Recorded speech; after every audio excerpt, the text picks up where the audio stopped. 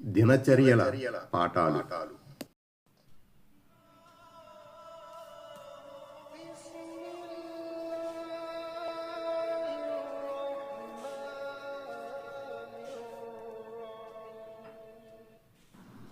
ఇరవై మూడు జుమా రోజు యొక్క ధర్మాలు, సంస్కారాలు.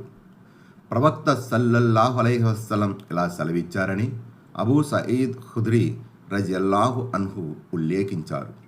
ఎవరైతే జుమా రోజు సూరే ఖాఫ్ పఠిస్తారో వారి కోసం 2 జుమాల మధ్య జ్యోతి ప్రకాశిస్తూ ఉంటుంది.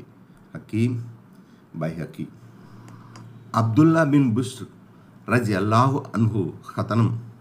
ప్రవక్త సల్లల్లాహు అలైహి వసల్లం జుమా రోజు ప్రసంగిస్తుండగా ఒక వ్యక్తి పంక్తులను చీల్చుకుంటూ ముందుకు దూసుకొని వస్తుండగా చూసిన ప్రవక్త సల్లల్లాహు అలైహి వసల్లం ఇలా ఆజ్ఞాపించారు: కూర్చో, నీవు ఆలస్యంగా వచ్చావు, చాలా బాధ కలిగించావు. అబూ దావుద్, నసాయి. జుమా రోజున ఇమాం ప్రసంగిస్తున్నప్పుడు నీవు గనక నీ ప్రక్కన కూర్చున్న సహచరునితో నిశ్శబ్దంగా ఉండు అని అన్నా కూడా నీ ఒక పనికి మాలిన కార్యమునకు పాల్పడినవాడు అవుతావు. బుఖారీ, ముస్లిం.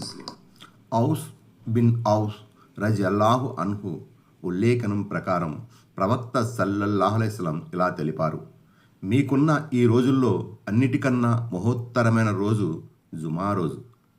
ఆ రోజు మీరు నాపై దరూద్ అధికంగా పంపండి, మీ దరూదు నా వరకు చేరుతుంది. అనుచరులు అడిగారు: ప్రవక్త సల్లల్లాహు అలైహి వసల్లం, మీ వరకు దరూద్ ఎలా చేరుతుంది? మీరు చనిపోయి మట్టిలో కలిసిపోతారు కదా. దానికి సమాధానంగా ప్రవక్త సల్లల్లాహు అలైహి వసల్లం ఇలా చెప్పారు: అల్లాహ్ భూమిపై ప్రవక్తల దేహాలను నిషిద్ధపరిచాడు, అంటే వారి దేహాలను భూమి నష్టపరచదు. అబూ దావుద్, ఇబ్ను మాజా. విశేషాలు. 1. జుమా నమాజుకు శీఘ్రంగా వెళ్ళుట అభిలషణీయం. 2. జుమా ప్రసంగ సమయంలో నిశ్శబ్దంగా ఉండుట తప్పనిసరి. 3.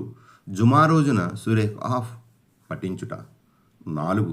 జుమా రోజున ప్రవక్త సల్లల్లాహు అలైహి వసల్లంపై దరూద్ అధికంగా చదవాలి. Please subscribe, touch bell,